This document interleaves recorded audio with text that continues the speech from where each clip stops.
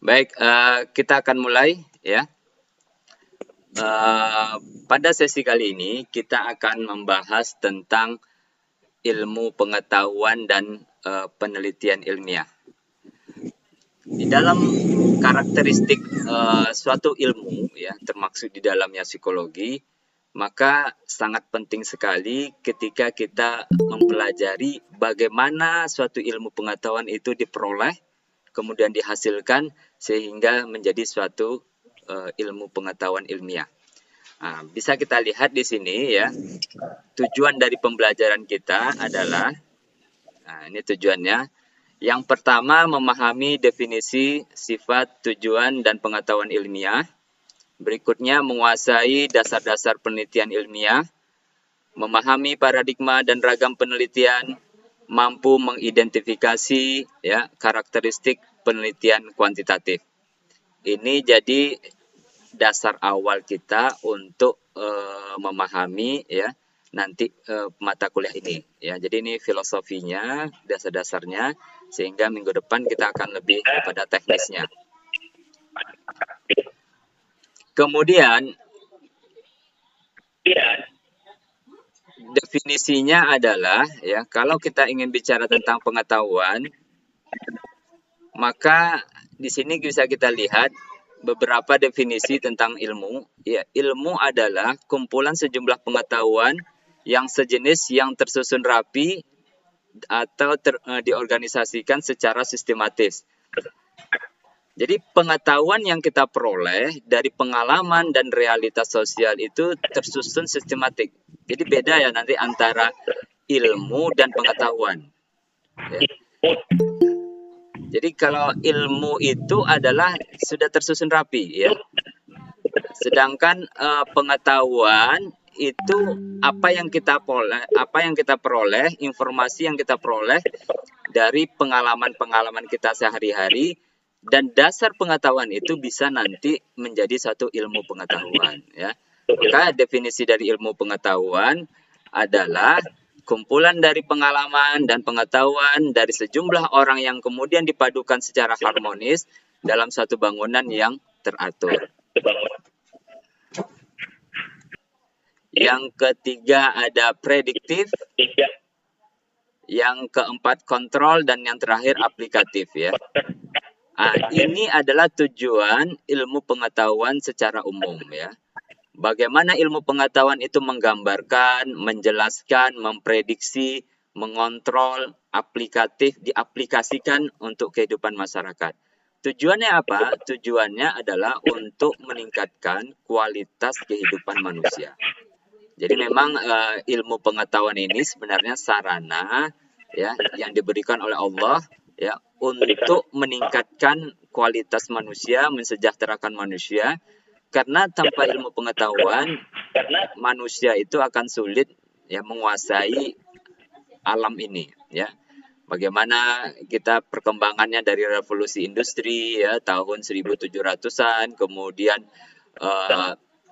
sampai sekarang ini ya istilahnya point 6.0 ya, artinya apa namanya, perkembangan ini tak lepas dari pengetahuan dan konteks teknologi itu sendiri. Nah, nanti berikutnya ya teknologi ya 5 lagi ya, sekarang 4, nanti 5. Nah, itu merupakan bentuk loncatan-loncatan daripada ilmu pengetahuan yang diaplikasikan di dalam teknologi ya. Oke, kemudian ini ada beberapa cara ya ketika kita menganalisis pengetahuan ya. Anda ya menganggap pengetahuan itu bagaimana cara Anda memperoleh gitu ya. Macam-macam gitu ya. Yang pertama ada kegigihan ya. Kegigihan ini maksudnya apa ya? Kita menerima, menganalisis informasi pengetahuan itu karena keyakinan kita bahwa itu merupakan suatu kebenaran gitu ya. Anda, mungkin orang tua Anda ada yang mengatakan Anda harus masuk IPA gitu ya. Karena IPA tuh orangnya akan sukses gitu ya. Nah, kenapa orang tua Anda memaksa Anda masuk IPA gitu kan? Padahal belum tentu orang yang SMA-nya IPA itu sukses. Karena dia menganggap itu sebagai dasar pengetahuan, keyakinan gitu ya. Biasanya ini tidak berdasarkan pengetahuan yang empirik ya. Dia berdasarkan kegigihan dia menanamkan bahwa itu benar gitu ya. Kemudian kedua, kewenangan autor. Ini pengetahuan yang berasal dari orang yang mempunyai kekuasaan, pemimpin orang tua. Kebenaran suatu pengetahuan, informasi itu tergantung siapa yang menyampaikan. Pemimpin, orang tua, atau tokoh masyarakat. Nah, orang akan cenderung percaya kalau orang yang disampaikan itu adalah misalnya orang tua, pemimpin. Padahal belum tentu kebenarannya gitu ya. Nah, jadi masih ada selah-selahnya gitu ya, biasnya. Nah, yang berikutnya adalah akal sehat ya, common sense ya. Nah, ini berdasarkan pengalaman dan persepsi terhadap sesuatu ya, masih ada unsur biasnya. Akal sehat ini ya orang awam gitu ya, nalar kita ya. Oh, benar gitu ya. Nah, jadi orang awam yang belum punya pengalaman, pengetahuan yang benar-benar secara saintifik ya. Kemudian yang tingkatan selanjutnya adalah logika, reason ya. Pengetahuan yang diambil berdasarkan kesimpulan ya. Kesimpulan dari beberapa pernyataan atau premis. Nah, ini dalam filsafat ya, filsafat ilmu. Jadi kalau seperti contohnya banyak gitu ya. Nah, jadi kalau anak kecil ya, kalau dia memahami sesuatu fenomena, dia akan lihat pengalaman sebelumnya gitu ya. Nah, jadi pengambilan kesimpulan berdasarkan pada pengalaman sebelumnya. Tapi itu belum maksimal juga. Maka yang paling tinggi adalah science ya, pengetahuan yang diperoleh secara sistematis dan teruji kebenarannya ya. Jadi ini tingkatan kita di dalam memperoleh pengetahuan. Oke, berikut adalah definisi penelitian ilmiah ya. Oke. Penelitian ilmiah adalah rangkaian kegiatan ilmiah di dalam rangka melakukan pemecahan masalah. Jadi penelitian ilmiah ini memberikan pengetahuan yang valid dan reliable tentang gejala alam atau gejala sosial. Tujuannya ya dari ini adalah untuk memperoleh kebenaran.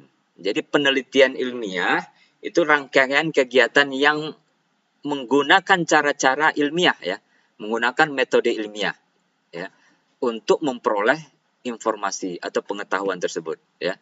Sehingga di dalam kita mencapai kegiatan tersebut, maka ada suatu aturan-aturan yang harus kita patuhi gitu ya. Nah, ini definisi daripada penelitian ilmiah. Baik, sampai di sini ada yang mau ditanyakan dulu? Saya stop dulu ya ini ya. Jadi intinya ya, ketika kita bicara suatu penelitian, maka itu tidak akan bisa kita lepaskan daripada metode ilmiah. Karena definisi penelitian ilmiah itu adalah rangkaian kegiatan ilmiah dan fungsi utama atau ciri utamanya itu adalah menggunakan metode ilmiah. Kalau kita menggunakan metode ilmiah berarti ada aturan ya, aturan ilmu, kontrol ilmunya, bagaimana kita melakukan metode ilmiah tersebut ya. Maka kita bisa akan lihat ya, akan berbeda cara kita memperoleh pengetahuan itu secara ilmiah dan non ilmiah ya. Cara kita berpikir ilmiah dan non ilmiah. Nah, di sini kita bisa lihat perbedaannya ya.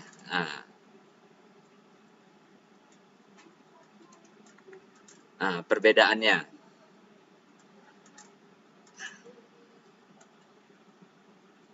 Ya. Karakteristik pendekatan ilmiah dan non ilmiah. Ya, ini saya ambil dari Shaughnessy ya 2007 halaman 30.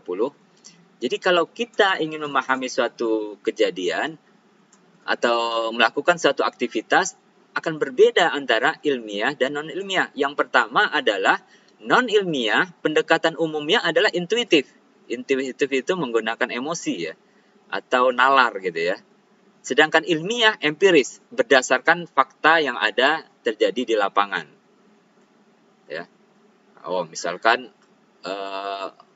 COVID itu konspirasi, nah, itu intuitif gitu ya, non ilmiah, nah, itu harus dibuktikan.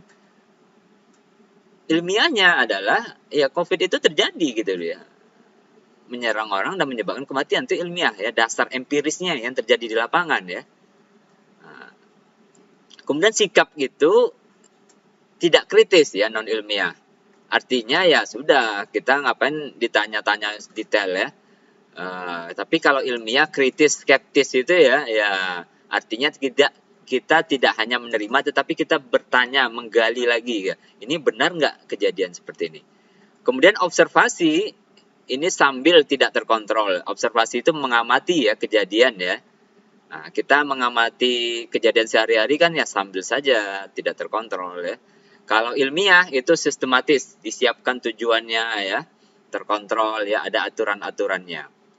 Kemudian pelaporannya ya terbiasa subjektif ya, sedangkan ilmiah itu objektif. Kemudian konsepnya ya, kalau non ilmiah ambigu ya, mungkin maknanya bisa berlebihan. Kalau ilmiah jelas ya, instrumennya itu alat yang digunakan ya, tidak akurat, tidak tepat ya, seadanya. Kemudian yang ilmiah akurat, tepat, dan pengukurannya tidak valid ya, reliable.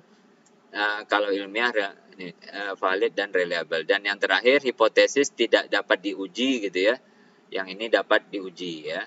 Jadi ini berpikir non ilmiah dan ilmiah.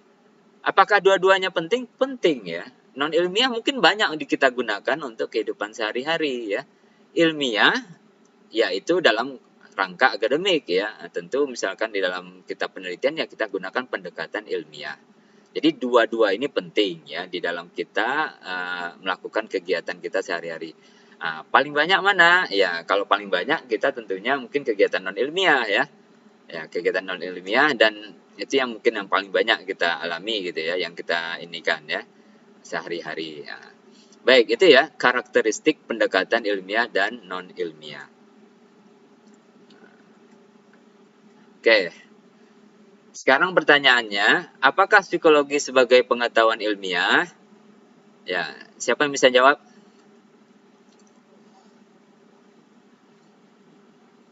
Ada yang bisa jawab?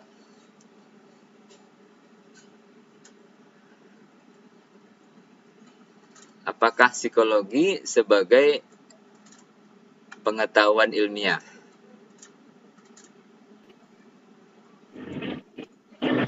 Ada?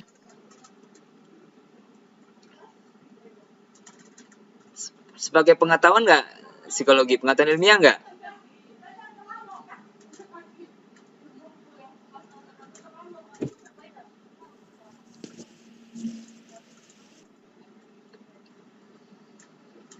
Ayo siapa? Kosma, mana Kosma? Ahmad?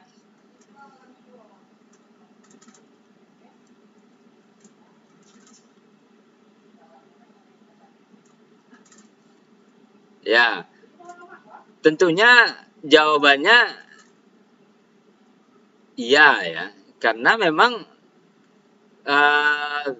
psikologi sebagai pengetahuan ilmiah, kalau tidak sebagai pengetahuan ilmiah maka dia tidak akan sebagai suatu cabang disiplin ilmu gitu ya.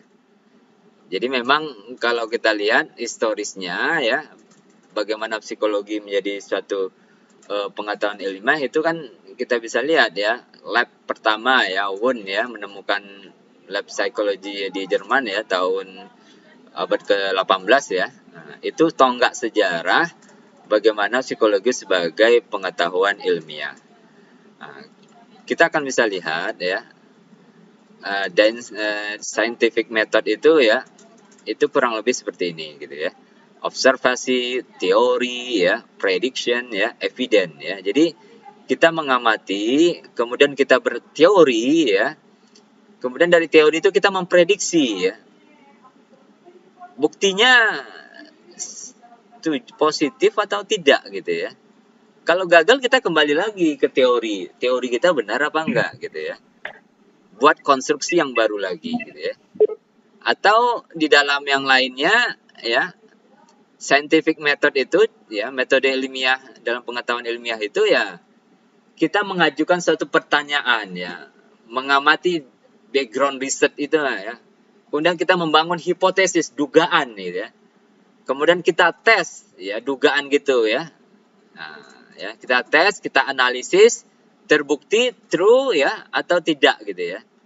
Nah, kemudian kita laporkan, kalau tidak kita construct lagi ya. Kita bangun hipotesis lagi, kita bangun dugaan lagi, kita lihat teori lagi gitu ya. Jadi inilah kurang lebih ya scientific method itu ya. Kita mengamati ya, ini berkaitan dengan tugas kalian ya, kan ada identifikasi masalah gitu ya. Nah, disini ask question ya. Kita mengamati masalah. Masalah ini bisa diteliti secara ilmiah apa tidak? Ya. Masalah ini bisa dieksplorasi secara ilmiah apa enggak? Oh, nggak perlu. Kalau hanya masalah sepele yang mungkin tidak signifikan ya mungkin bisa, cuma impact-nya nggak besar gitu ya. Jadi banyak kriteria-kriteria yang bisa kita lihat apakah suatu fenomena ini menjadi suatu masalah yang bisa kita angkat menjadi suatu tema atau topik penelitian ilmiah. Oke, sampai di sini ya, the science of psychology ya. Jadi kita lihat tadi ya, tujuan dari sains pengetahuan itu ya, salah satunya deskripsi, understanding, prediksi, ya, control, dan improve ya. Ada basic research atau applied research ya. Jadi basic itu ya description, understanding, prediction ya. Kalau applied itu ya control, improve gitu ya. Jadi ini kenapa ya psikologi itu menjadi science gitu ya. Di dalam pengetahuan ya. Tidak hanya sekedar, ada istilahnya kan namanya parapsikologi ya. Parapsikologi ini ya kalau kita lihat ininya ya setengah ilmiah setengah ini ya. Misalkan menggunakan tulisan tangan ya, telapak wajah gitu ya, telapak tangan, wajah gitu ya. Nah, itu sebenarnya parapsikologi ya. Benarnya ada, tapi keakurasiannya itu tidak kuat gitu ya, tentu akan berbeda. Oke. Ini sampai di sini dulu. Silakan kalau ada pertanyaan bisa kita jawab dulu. Baik, kita akan masuk kepada paradigma dan ragam penelitian ya.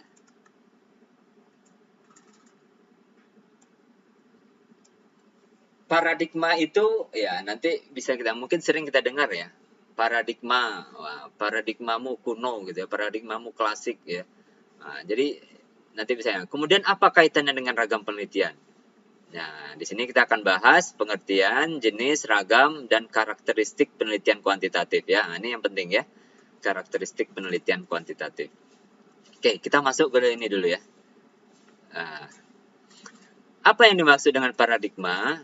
Paradigma itu adalah bagaimana kita menerangkan ya atau mempersepsikan dunia ini. Landasan kita di dalam memahami permasalahan ya. Ada yang mengatakan bahwa paradigma itu adalah kepercayaan atau keyakinan dasar kita ya dalam kita bertindak ya. Fungsinya apa kalau dalam penelitian adalah untuk menuntun peneliti agar dalam penelitian lebih jelas, terarah dan tepat di dalam penggunaan metodologi atau metode penelitian. Jadi dasar sekali ya paradigma kita memahami suatu permasalahan. Nah, ini kita bisa akan lihat ya. Jadi aspek paradigma itu mungkin ini sudah dipelajari ya dalam filsafat ya. Ada ontologis ya, epistemologis, aksiologis sama metodologis ya. Ontologis ya, hakikat sesuatu itu. Kalau Anda pandangi meja gitu ya. Lalu Anda bertanya, saya tanya, apa itu gitu ya. Anda jawab meja, salah gitu ya. Karena apa? Hakikatnya bukan itu meja. Meja itu adalah penamaannya saja. Tapi hakikatnya itu adalah kayu gitu ya. Bahannya, inti dari meja itu apa? Misalnya kayu ya, terbuat dari kayu atau besi gitu ya. Nah, itu ontologis, hakikatnya sesuatu ya. Kemudian epistemologi ya, hubungan pencari ilmu dengan objek gitu ya. Anda dengan objek yang Anda gali gitu ya. Bagaimana hubungannya? dekatkah, menjarakkah? Ya, itu hubungannya ya, epistemologi ya, hubungan kita dengan mencari ilmu ya, dengan objek kajian kita. Kemudian aksiologis atau tata nilai, etika dan moral ya. Ini moral, nilai yang ada di dalam ilmu itu sendiri ya. Nah, ini aksiologis ya. Dan metodologis adalah, nah ini yang kaitannya dengan mata kuliah kita ya, bagaimana metode yang kita gunakan untuk menemukan hakikat ilmu itu sendiri. Nah, ini metodologis namanya. Jadi ada ontologis, epistemologis, aksiologis, dan metodologis ya. Nah, menurut Kuba dan Lincoln ya tahun 94 ya, ada 4 paradigma ya. Positivis ya, post-positivism digabung jadi paradigma klasik. Kemudian yang ketiga critical theories, teori-teori kritis, dan yang terakhir konstruktivisme gitu ya. Jadi ada 4, cuma dirangkum jadi 3 karena 1 dan 2 itu digabung ya. Nah, kita akan lihat ciri-cirinya seperti apa ya. Klasik, konstruknya 3 tadi ya. Klasik, konstruktivisme, dan teori-teori kritis ya. Nah, paradigma ini menentukan bagaimana Anda menilai suatu permasalahan, fenomena sosial ya. Kalau klasik ya, ini menggunakan pendekatan ilmu alam, ilmu fisika ya, terorganisir ya. Berpikirnya adalah deduktif ya, pengamatan empiris, menemukan hukum sebab akibat ya. Jadi kalau Anda pernah dengar ya, atau pernah ini ya, pendekatan dalam psikologi behavioristik ya. Mungkin ada yang tahu tokohnya siapa? Ada yang tahu? Behavioristik? Masa nggak ada yang tahu? Tokoh dari aliran behavioristik. Nah, ini paradigmanya klasik ya. Dia memandang fenomena sosial itu sebab akibat. Ya, hukumnya teori classical conditioning ya, atau stimulus respon. Kalau A ya, fenomenanya, maka akibatnya X. Itu sebab akibat ya. Tetapi paradigma ini banyak dikritik kan. Nah, maka ilmu pengetahuan ya, pendekatan-pendekatan lain ya, kayak humanistis gitu ya. Ada paradigma konstruktivisme gitu ya. Artinya apa? Ilmu sosial itu sebagai sistematis terhadap suatu makna sosial. Dia tidak memandang bahwa fenomena sosial itu sebab akibat. Tetapi fenomena sosial itu adalah hasil daripada konstruksi daripada realitas sosial. Anda mungkin mengamati kenapa orang sekarang kecanduan internet, kecanduan game online. Kalau paradigma klasik dia mengatakan, oh karena pengasuhan orang tuanya, karena sebab akibat. Tapi kalau paradigma konstruktivisme, dia melihat itu bukan masalah sebab akibat saja. Itu adalah bagaimana interaksi antara lingkungan sekitar. Bagaimana konstruksi sosialnya. Bagaimana konteksnya terjadi pada saat itu ya. Jadi lebih kepada ini ya, dinamikanya, interaksinya ya, antara lingkungan sekitar. Tidak hanya terpaku kepada X sebab dan menimbulkan Y misalkan gitu ya. Nah, ini paradigma konstruktivisme. Kemudian yang terakhir paradigma teori-teori kritis, ini lebih kepada bagaimana kita membangun kesadaran sosial agar memperbaiki dan mengubah kehidupan sosial. Ya, jadi paradigma ini bahwa setelah kita memahami suatu fenomena sosial itu next-nya apa gitu ya. Nah, fenomena ini teori kritis, kita harus mengubah sehingga menjadi suatu hal atau memperbaiki melalui aksi-aksi sosial sehingga dapat mengubah kehidupan manusia. 3 paradigma itu mempengaruhi bagaimana nanti metodologi di dalam penelitian ya. Paradigma klasik, konstruktivisme, dan teori kritis. Nah, ini istilah-istilah, ini rangkumannya tadi ya. Paradigma adalah landasan filosofi di dalam memahami permasalahan ya. Masalah itu stabil atau tidak stabil. Kalau psikologi umumnya masalah itu nggak stabil ya. Kalau psikologis ya. Tapi kalau kalau masih kaku ya, kalau eksperimen ya, kalau aliran behavioristik ya cenderung sebab akibat ya. Kemudian pendekatan itu adalah bagaimana kita memahami permasalahan tersebut, ya. Kemudian metodologis bagaimana kita atau bagaimana cara kita melakukan penelitian. Metode bagaimana cara kita mengumpulkan data. Ini berapa istilah untuk memudahkan kita ya. Paradigma, pendekatan, metodologi ya, dan metode. Walaupun ini ada berapa yang silih ganti gitu ya, artinya ditukar-tukar gitu ya. Tapi secara umum seperti ini. Ada paradigma, pendekatan, metodologis, dan metode. Nah, yang lebih mudah aplikasinya seperti ini ya. Paradigma yang tadi kita pelajari itu ada klasik, konstruktivistik, dan kritis ya. Ada 3 tadi ya. Kemudian pendekatan penelitian, mungkin Anda sering dengarkan. Pendekatannya apa? Ada kuantitatif, ada kualitatif. Jadi pendekatan secara umum ada 2 ya. Secara general ya. Kemudian yang ketiga, metodologisnya apa? Nah, ini jenis ya, cara yang tadi kembali ke sini tadi ya. Metodologi, bagaimana cara penelitian dilakukan? Ada eksperimen, ini jenis-jenis penelitian ya, maksudnya studi kasus, ya, dan yang lainnya. Dan yang terakhir metode, bagaimana pengumpulan datanya? Ada kuesioner, wawancara. Lebih jelasnya bisa kita lihat di sini, paradigma, pendekatan, metodologis, metode ya gitu ya. Jadi ini memberikan gambaran kepada Anda bagaimana ya paradigma kaitannya dengan pendekatan gitu ya, metodologis, metode. Walaupun ini bisa ada mixnya ya antara paradigma pendekatan, artinya misalnya kan konstruktivistik ini tidak hanya kualitatif ya, mungkin bisa jadi kuantitatif, tetapi umumnya kualitatif ya. Metodologis ini ada jenis-jenisnya ya, jenis-jenis ini nanti selanjutnya kita pelajari. Dan metode itu cara kita bagaimana mengumpul data ya. Nah, ini paradigma, pendekatan, metodologis, dan metode. Nah, ini ada 3 dimensi ya dalam penelitian ilmiah. Ada penelitian ilmiah itu field research, penelitian lapangan, ada yang laboratory ya. Jadi ini kayak bipolarnya ya, berlawanan ya. Lapangan, lab. Scientist ya, peneliti sebagai observer ya, mengamati, atau scientist as participant atau peneliti sebagai partisipan ya, terlibat di dalamnya. Biasanya ini apa namanya? Kualitatif ya. Ada true experiment dan di samping naturalistic observasi, pengamatan ilmu natural ya. Ya, alami ya gitu ya. Nah, jadi ini 3 dimensi dalam penelitian ilmiah menurut RAI 2003 ya. Ini untuk memahami secara umum saja. Oke, ini sudah masuk ya. Jadi yang kita simpulkan adalah filosofinya berkaitan paradigma, pendekatan, metodologi, dan berkaitan dengan caranya, kemudian metode berkaitan bagaimana kita melakukan pengambilan data ya.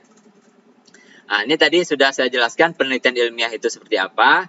Nah, penelitian ilmiah ya bisa dibaca ya, merupakan rangkaian kegiatan ilmiah dalam rangka pemecahan masalah.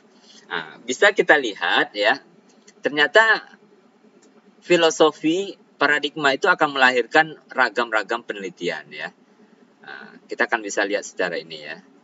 Nah, ini yang tadi ya, pendekatan berdasarkan pendekatan penelitian ada kuantitatif, ada kualitatif ya. Kuantitatif menekankan pada analisis angka, kalau kualitatif pada fenomena ya, penggunaannya pada sampel kecil ya. Nanti bisa kita ini kan ya.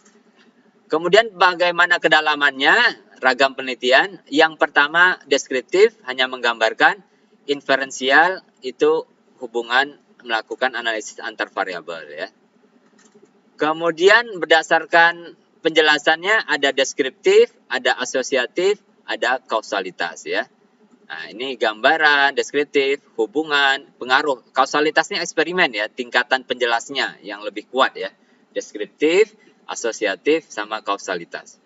Kemudian berdasarkan tujuan, ada penelitian dasar, ya, basic research, ada apply, terapan, ada penelitian evaluasi, ya, penelitian untuk mengukur suatu program, penelitian untuk mengaplikasikan suatu produk, penelitian untuk pengembangan ilmu. Nah, kita bisa semuanya, di psikologi bisa basic, terapan, dan evaluasi. Kemudian ada waktu, ada yang sifatnya lama, longitudinal, ada yang singkat, ya, tidak membutuhkan waktu lama. Ya mungkin ya kalau skripsi Anda yang singkat ya, biasanya cross section ya istilahnya ya. Kalau longitudinal itu bisa bertahun-tahun ya. Nah, ini ya ragam penelitian yang metodologi yang saya gambarkan tadi. Ada kualitatif, ada kuantitatif ya.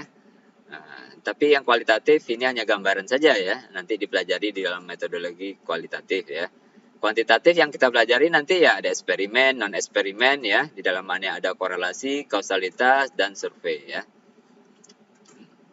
Ini nggak perlu saya jelaskan ya. Ini hanya segala gambaran aja. Ini yang penting ya. Ciri-ciri penelitian kuantitatif. Ciri-ciri pendekatan kuantitatif ya. Ini ada perbedaannya sekalian. Yang pertama adalah tujuan ya. Tujuan dari penelitian kuantitatif adalah untuk prediksi, untuk kontrol. Kalau kualitatif memahami ya. Kalian nanti fokus saja yang ke kuantitatif ya. Kemudian asumsinya positivistik. Ingat ya, positivistik tadi adalah paradigma positivistik ya. Fakta dan objektif ya. Beda dengan kualitatif yang konstruktif ya, yang paradigma konstruktivistik ya. Realitasnya stabil, jadi dia memahami realitasnya stabil ya, tidak berubah-ubah, cenderung stabil ya. Sudut pandangnya outsider, outsider itu adalah Anda di luar ya, bukan partisipan ya, peneliti di luar kajiannya gitu ya. Jadi Anda memandang dari luar, dari sebagai peneliti. Nilainya bebas nilai, maksudnya bebas nilai di sini adalah tidak terkait dengan nilai daripada konteks tertentu atau peneliti gitu ya. Oke, kemudian fokusnya adalah kuantitatif itu spesifik ya. Fokusnya spesifik. Ya. Jenisnya ada survei, eksperimen yang nanti kita pelajari. Orientasinya adalah verifikasi. Jadi kalau kualitatif orientasinya adalah discovery, menemukan ya. Datanya objektif ya, ini cenderung ya, bukan pasti objektif ya. Teorinya berpikir deduktif, maksudnya deduktif itu adalah kita mengambil ya macam-macam dari umum ke khusus ya. Kalau kualitatif dari kecil-kecil, induktif baru ke umum ya. Kemudian ya yang terakhir instrumennya adalah non-human, biasanya menggunakan kuesioner. Kalau peneliti, instrumennya adalah peneliti itu sendiri, wawancara gitu ya. Jarak penelitinya jauh, menghindar ya. Artinya kalau misalnya dalam penelitian kuantitatif kan menggunakan angket, Anda kan tidak berinteraksi dengan yang isi angket. Apalagi kalau Anda menggunakan Google Form ya. Literaturnya sangat besar ya. Pengambilan datanya sistematis, kuesioner, dan samplingnya bisa random, bisa juga tidak ya. Tapi umumnya random bagusnya ya. Jadi ini karakteristik ya penelitian dari kuantitatif. Ada berapa dimensi ya? Banyak ya. Jadi intinya adalah penelitian kuantitatif ini ya cenderung ya menggunakan angka sebagai dasar dia menggunakan untuk analisis datanya ya.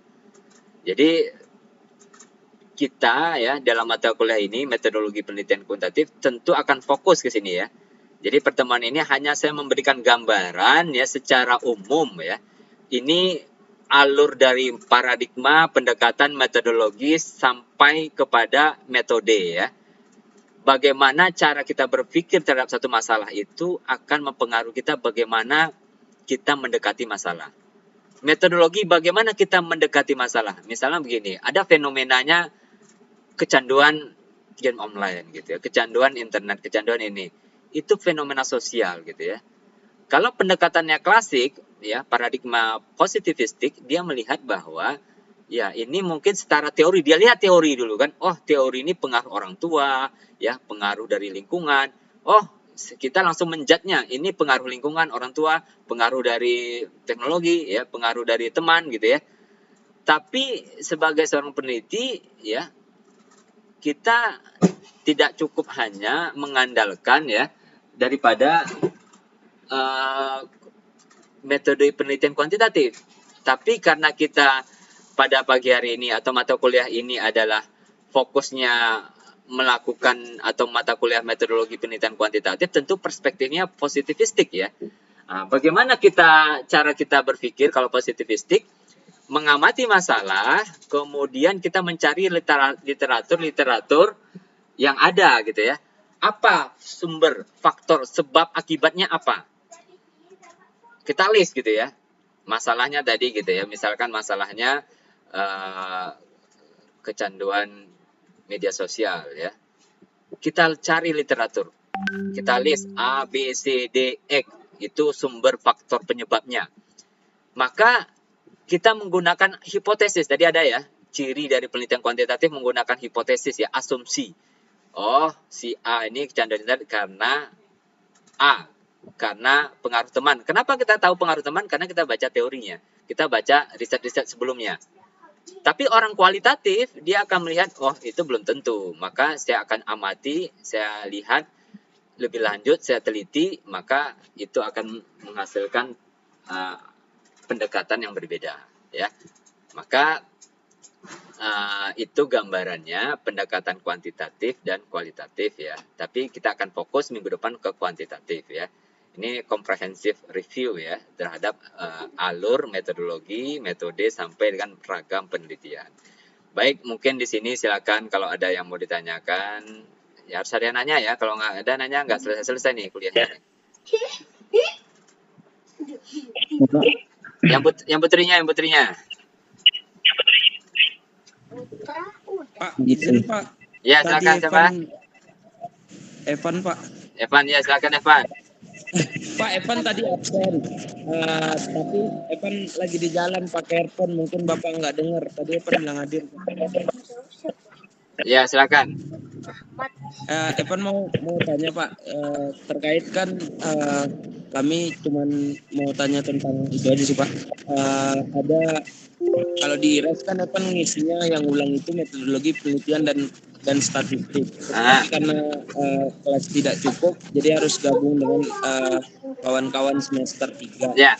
Apakah nantinya akan juga mempelajari tentang statistik kah Pak, atau hanya terkhusus untuk kami gitu Pak? Yang teman-teman mengulang ini semester berapa ya? Ada yang 5? Evan semester 7 Pak. 5 dan 7 mungkin ya?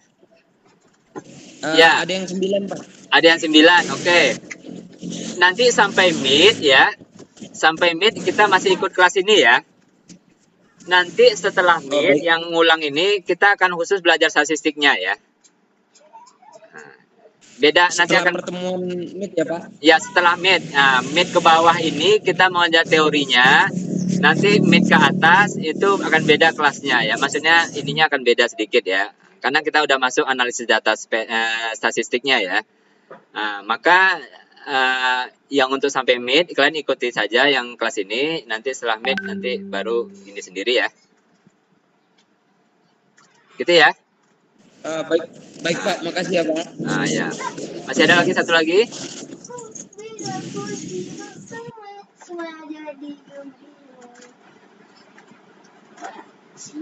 Nggak ada? Ya, udah berapa jam nih? Udah hampir 1 jam lebih ya. Oke, mungkin udah cukup lah ya 1 jam ya. Silakan di resume ya apa yang saya sampaikan, ditulis ya. Selembar, 2 lembar, 3 lembar boleh gitu ya, difoto, diupload di Google Classroom-nya sebagai bukti Anda menyimak, mencatat gitu ya. Ini suatu poin juga ya, untuk bukti yang resmi kehadirannya. Baik, kalau tidak ada lagi ya, mudah-mudahan apa yang saya sampaikan bermanfaat sebagai pengantar untuk materi singkat ini.